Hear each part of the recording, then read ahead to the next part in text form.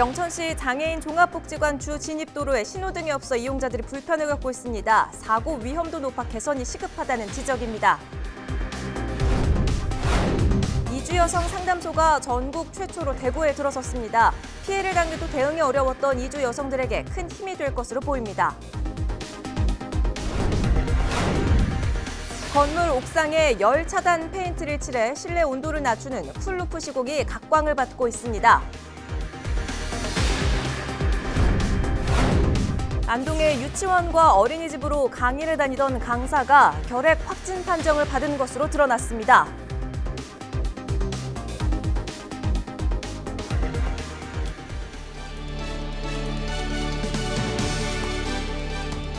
여러분 안녕하십니까? 헬로티비 대구 경북 뉴스입니다. 영천시 장애인 종합복지관 주 진입도로에 신호등이 없어 이용자들이 불편을 겪고 있습니다. 교통사고의 위험도 높아 개선이 시급하다는 지적이 일고 있습니다. 이하영 기자가 취재했습니다. 왕복 4차선 도로인 영천시 호국로입니다. 장애인 복지관과 근로자회관, 종교시설 등이 몰려 있지만 주 진입로에 신호등이 없습니다. 쌩쌩 달리는 차들 사이에서 전동 스쿠터 한 대가 보기만 해도 위태롭습니다. 걷는 속도가 느려 길을 건너다 서 있기도 하고 횡단보도를 한 번에 건널 수 없어 늘 불안합니다.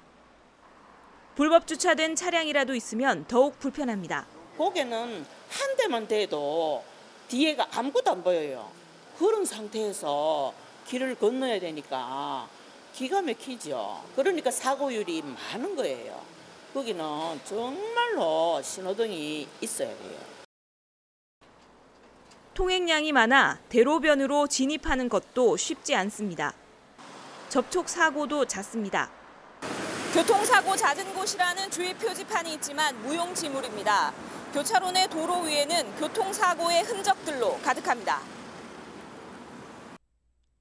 영천시 장애인 종합복지관은 이달 초 복지관 이용자들의 서명을 받아 영천경찰서에 교통시설 개선을 요청했습니다.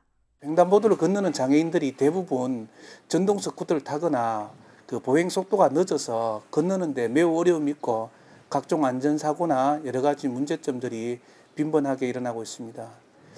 이것 때문에 우리 복지관에서는 앞 횡단보도에 좌회전 신호 혹은 파란불이 보행자 파란불이 오기를 좀 간절하게 원하고 있고요. 영천경찰서는 이달 중으로 교통안전심의위원회를 열어 해당 교차로에 신호등 설치 여부를 결정할 방침입니다. 네, 그런 보행자 안전 고려해가지고 지금 많이 바꾸고 있습니다. 경찰서 입장에서도. 또 그전에는 이제 소통 중심이었다면 이제는 보행자 안전 중심이지 않겠습니까? 그래가지고 경찰서 입장 다 시민권에 대해서는 말씀 못 드리지만 보행자 안전 중심으로 많이 바뀌고 있다고 말씀드립니다. 하루에도 수백 명의 장애인들이 신호등 없는 4차선 도로를 건너며 안전을 위협받고 있습니다. 헬로티비 뉴스 이하영입니다. 다른 나라에서 한국으로 온 이주 여성들은 외국인이자 여성이라는 이유로 폭력에 쉽게 노출되고 있습니다. 문화와 언어 차이 때문에 도움을 받기도 쉽지 않은데요. 이렇게 폭력에 시달리는 이주 여성을 돕기 위한 이주 여성 상담소가 전국 최초로 대구에 들어섰습니다. 대구 여성 상담소 개소식에 권미경 기자가 다녀왔습니다. 몇 년 전 베트남에서 한국으로 온 A씨. 남편이 수시로 주먹을 휘둘렀지만 아이를 생각해 힘들게 버텼습니다. 참다 못한 A씨는 얼마 전 남편을 피해 이주 여성 쉼터로 들어왔습니다. 폭력에 시달리는 건 A씨만의 이야기가 아닙니다. 대구 이주 여성 인권센터에 걸려오는 상담 전화만 한 달 평균 250에서 300여 건에 달합니다. 특히 한국 들어온 지 얼마 안 되는 경우인데 남편한테 폭력당하는 경우도 많아요. 보면은 남편뿐만 아니라 시어머니나 시누이한테 폭력당한 경우도 많거든요. 가정폭력과 성폭력 등에 시달리는 이주 여성들을 보듬기 위한 상담소가 전국 최초로 대구에 생겼습니다. 그동안 상담기관이 있긴 했지만 상담 인력이 부족해 지원에 한계가 있었는데 이를 해결할 수 있는 전문기관이 생긴 겁니다. 또 대구에서 우리 이주 여성들에 대한 다양한 인권 옹호 활동에 어떤 결과물이지 않나 그런 생각도 해봤습니다. 대구 이주여성 상담소에서는 상담과 임시보호, 의료, 법률 지원 등을 제공합니다. 특히 한국말이 서툴러 피해를 당해도 제대로 대응하지 못하는 이주 여성들을 위해 모국어로 상담과 통번역도 도와줍니다. 주요 상담 내용은 가정폭력, 성폭력, 성매매, 그 외에 이주민으로서 고유하게 겪는 어떤 가족 갈등, 부부 갈등, 그리고 체류, 국적 취득 관련된 상담 등 다양하게 있습니다. 지난 2017년 기준 국내 이주 여성은 26만여 명. 대구 이주여성 상담소가 폭력에 아파하는 이주 여성 누구나 도움을 받을 수 있는 새로운 사회 안전망으로 자리매김하길 기대해 봅니다. 헬로티비 뉴스 권미경입니다. 30도가 넘는 무더위가 이어지면서 집에 가만히 있기도 힘든 날씨입니다. 콘크리트 건물의 열기가 더해지면 실내 온도가 더욱더 올라가는데요. 옥상에 열 차단 페인트를 칠하는 쿨루프 시공이 실내 온도를 낮추는 역할을 톡톡히 하고 있습니다. 전병주 기자입니다. 햇볕이 강하게 내리쬐는 오후, 의성군 노인복지관 옥상에 흰색 페인트가 칠해져 있습니다. 햇빛이 반사되면서 눈을 뜨고 서 있을 수 없을 정도입니다.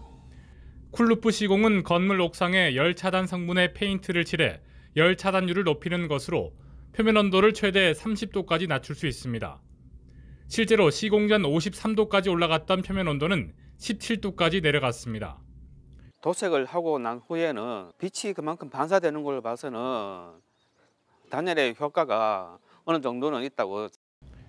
의성군은 국비 사업으로 2천만 원의 예산을 들여 의성군청 별관과 복지관 식당 등 옥상 3곳에 쿨루프 시공을 했습니다. 여름철 전력 사용량을 분석해 효과가 입증되면 쿨루프 시공을 확대한다는 계획입니다. 의성군은 노인 인구가 높고 주변 지역보다 온도가 높기 때문에 향후 에너지 취약계층과 저소득층 그리고 공공기관에 추가적으로 설치할 계획입니다. 대구시는 지난해부터 쿨루프 사업을 시작했습니다. 공공기관과 민간기관 74개소에 4억여 원의 예산이 투입됐습니다. 올해는 5천만 원을 추가로 들여 공공기관 2개소, 민간기관 38개소의 옥상에도 쿨루프 시공을 실시합니다. 특히 어린이집 경로당 이제 노유자 시설이라고 하죠. 그런 데 가서 신청서를 받아보거든요. 그거를 우리가 받아가지고 총괄 사업비를 본격적인 무더위를 앞두고 있는 가운데 건물의 열을 낮춰주는 쿨루프 사업은 에너지 취약계층이 안전하게 여름을 날 수 있도록 도움을 주고 있습니다. 헬로티비 뉴스 전명주입니다. 안동의 유치원과 어린이집으로 강의를 다니던 강사가 결핵 확진 판정을 받은 것으로 드러났습니다. 안동시 보건소는 지난해와 올해 유치원과 어린이집 5곳에 출강한 A씨가 지난 14일 확진 판정을 받았다고 밝혔습니다. 보건당국은 19일부터 강사와 접촉했을 가능성이 있는 유치원생 등 280여 명을 대상으로 결핵 검진을 시행합니다. 고등학교 재학 당시 여자 탈의실에 몰카를 설치한 의대생 등 4명이 뒤늦게 경찰에 붙잡혔습니다. 대구 수성경찰서는 2년 전 고등학교 기숙사 탈의실에 몰래카메라를 설치해 여학생 10여 명의 신체를 불법 촬영한 혐의로 20살 의대생 A씨를 불구속 입건했습니다. 같은 혐의를 받고 있는 군인인 동창 3명은 군 수사당국의 조사를 받고 있습니다.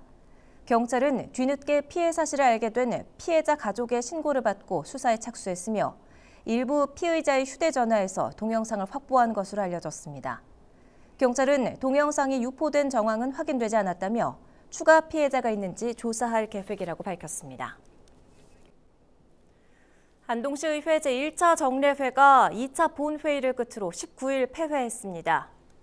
이번 정례회에서 처리된 안건은 안동시 인구 증가 시책 지원 조례안, 선성현 문화단지 관리 및 운영 조례안, 사전제 영향성 검토위원회 운영 조례 개정안 등 모두 13건입니다. 또한 지난해 회계연도 결산과 예비비 지출 승인안을 심사하는 과정에서 나타난 문제점 지적과 함께 개선 방안도 함께 제시됐습니다. CJ헬로 대구방송 2분기 시청자위원회 정기회의가 19일 열렸습니다. 이번 회의는 CJ헬로 대구방송의 서비스 활동과 사회공헌 캠프 활동 내용 등을 공유하고 CJ헬로의 신규 서비스를 소개하는 자리로 마련됐습니다. CJ 헬로 대구방송은 시청자의 권익을 보호하고 다양한 의견을 듣기 위해 분기마다 시청자위원회를 운영하고 있습니다.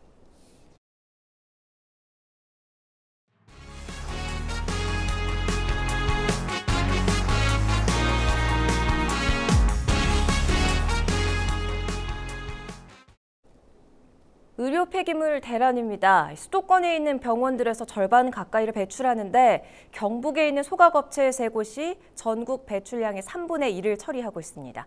이렇다 보니 포화 상태인 의료 폐기물은 대구와 경북, 경남 곳곳의 창고와 야적장에 방치된 상태입니다. 그 위험성 때문에 정부에선 의료 폐기물의 배출, 수집부터 소각까지 엄격하게 법으로 감시하고 있는데요. 의료 폐기물 등 부패하면서 어떤 감염균을 퍼뜨릴지 모르는 시한폭탄입니다. 대안은 없는 걸까요? 현장 점검 360도 권수경 기자입니다.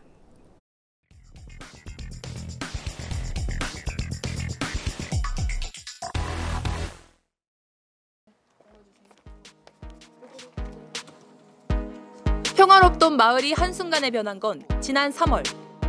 의료 폐기물 몇십 톤이 빈 공장 창고에 쌓여있던 걸 이 마을 주민들이 직접 발견하고 나서부터입니다. 위원장님께서 제일 먼저 발견하시는 게 송곡 1, 2에 있는 그 현장을 제일 먼저 발견했습니다. 주위에 좀 많다 하는 그런 제보를 듣고 저희들 같은 경우는 현장에서 차량을 추적을 해서 찾은 것도 있고. 주민들은 2달 사이에 대구와 경북, 경남까지 돌아다니며 보관 창고 7곳을 찾아냈습니다.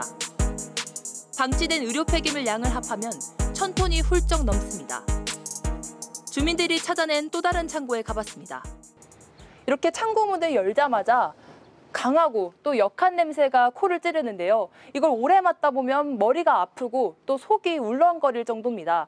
이 박스들은 천장에 맞닿을 정도로 이렇게 높이 쌓여져 있는데 이 박스들이 무게를 이기지 못하고 이렇게 곳곳이 터져 나오고 또 부패하면서 그 속에서 냄새가 나오는 걸로 추측이 됩니다. 이렇게 박스를 보면요. 이 폐기물은 감염의 위험성이 있으므로 주의해서 취급하시기 바랍니다 라고 쓰여 있습니다. 또 이렇게 배출 일자를 보면 지난해 12월, 이 옆에 박스는 올해 1월자로 적어도 반년 이상 이곳에서 방치된 걸로 보입니다.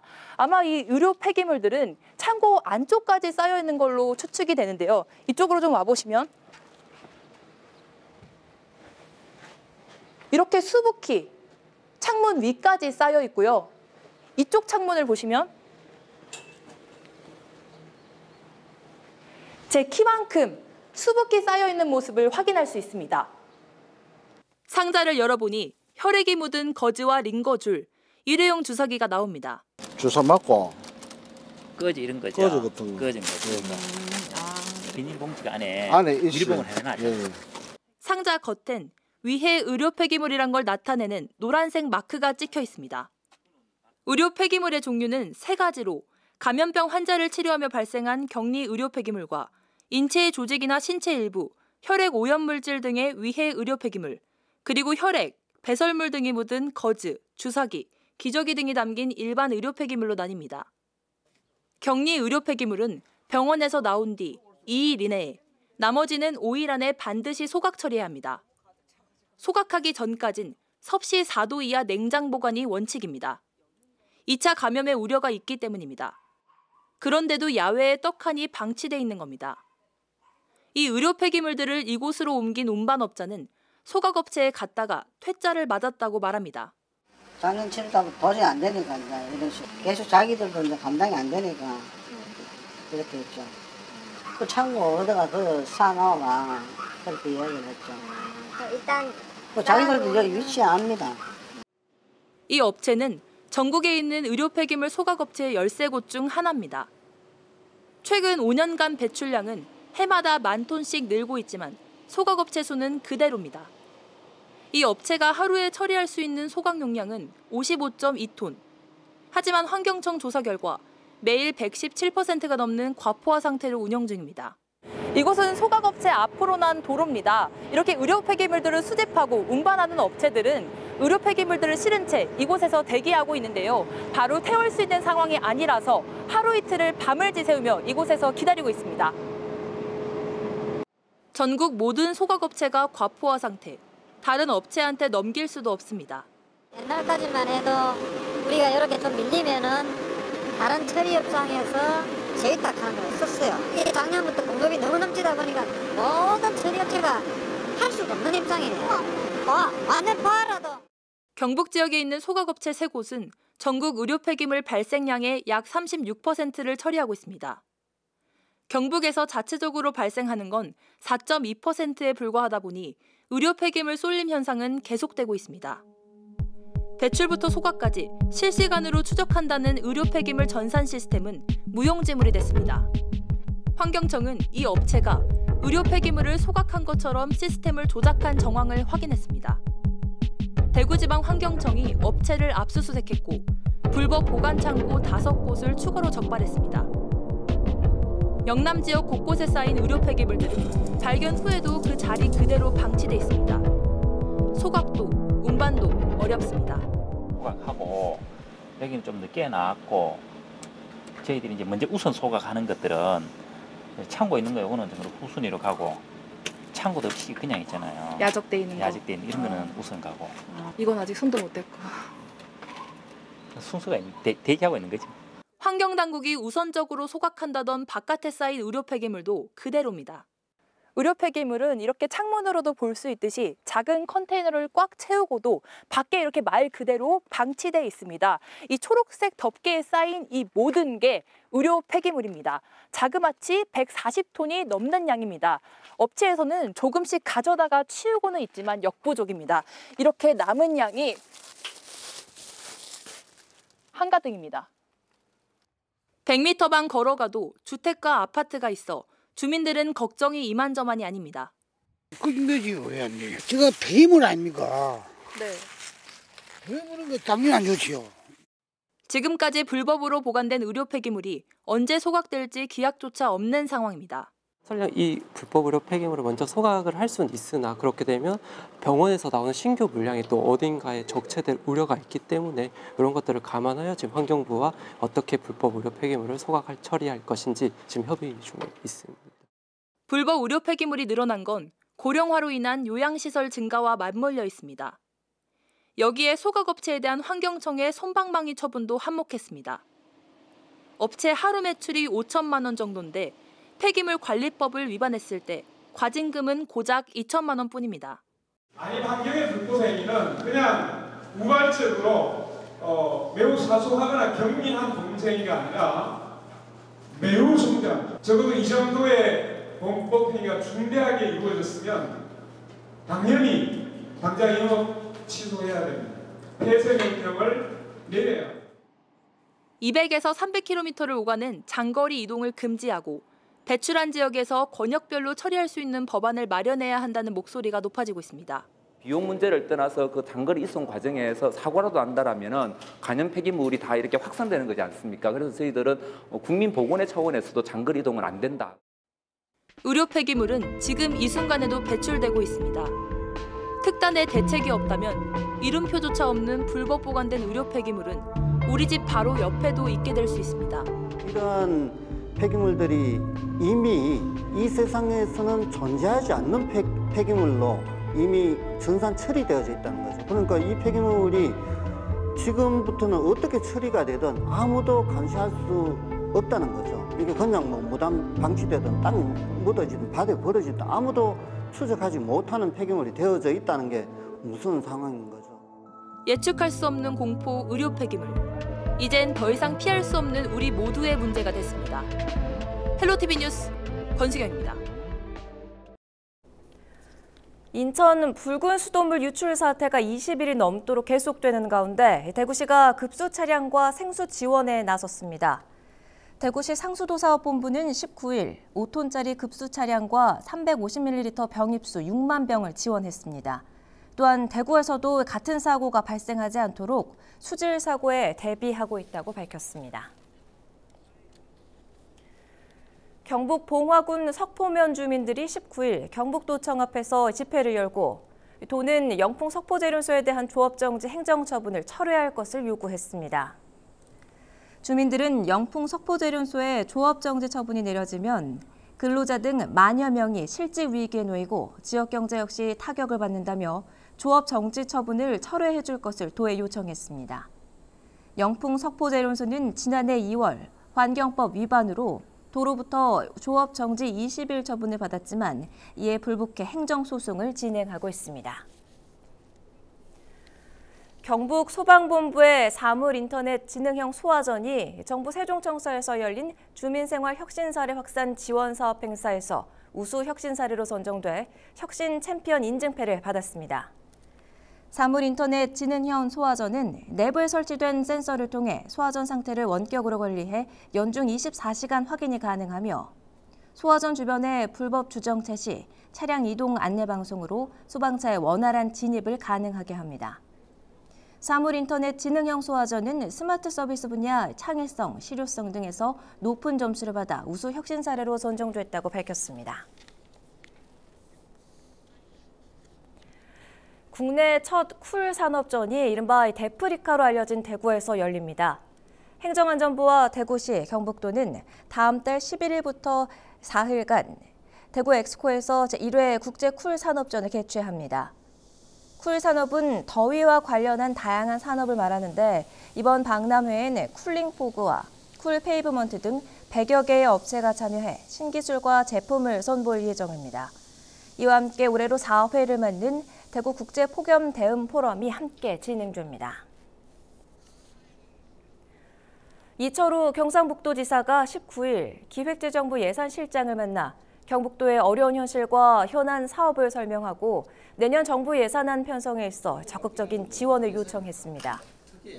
내년도 정부 예산이 500조 원을 넘을 것으로 예상되지만 경북도에서 추진하고 있는 SOC와 농림수산 분야는 오히려 감소할 것으로 우려됨에 따라 이철우 지사가 정부 예산안 반영을 위해 직접 발벗고 나선 겁니다. 경북도는 지역의 국회의원, 여야 국회 상임위 예결위원, 시군 등과 긴밀한 협력을 통해 내년도 국비 확보를 위한 전방위 활동을 펼쳐나간다는 계획입니다. 제13회 대구 국제 뮤지컬 페스티벌이 오는 21일 개막합니다. 올해는 개막작 웨딩싱어를 시작으로 영국과 프랑스, 스페인, 대만 등 8개 국가의 작품 23편이 무대에 오릅니다. 또 무대 뒤를 체험할 수 있는 백스테이지 투어와 거리 공연, 열린 뮤지컬 특강 등 다채로운 부대 행사도 마련됩니다. 경산시 문화회관 평생문화광장 특강이 오는 7월 8일부터 4주 동안 열립니다. 수강생 모집 기간은 이달 24일부터 4일간이며 교육과정은 취미와 외국어, 악기, 웰빙 건강 등 15개 강좌입니다. 경주시 농업기술센터가 농촌진흥청이 개발한 스마트 대장균 간편 검출기를 농가에 보급했습니다. 기술센터는 사업비 3,500만 원을 투입해 농산물 생산단체와 가공사업장 등 7곳에 검출기와 시료 채취 키트, 고압 멸균기 등을 지원했습니다. 대장균 간편 검출기는 사물 인터넷 기술을 접목해 사용자가 어디서든 진행 상황과 결과를 스마트폰으로 확인할 수 있습니다.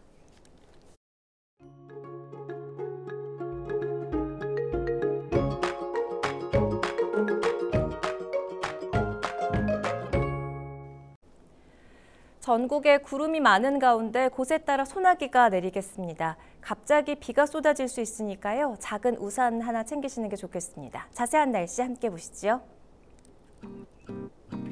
20일 목요일 날씨입니다. 아침에 17도로 시작해 한낮 기온 28도까지 오르겠습니다. 영남 내륙 지역으로 소나기가 내릴 확률이 높은데요. 비의 양은 5에서 30mm 정도가 예상되고요. 일부 천둥과 번개도 동반될 수 있겠습니다. 주간 날씨입니다. 기온은 점점 더 오름세에 접어들겠습니다. 주 후반으로 갈수록 30도에 가까이 오르면서 덥겠는데요. 금요일까지 맑은 하늘이 이어지다가 구름의 양이 조금씩 많아져서 주말에는 비가 내리는 곳이 있겠습니다. 비가 자주 내려서 장마도 궁금하실 텐데요. 올해 장마는 이르면 이달 말부터 시작될 것으로 보입니다.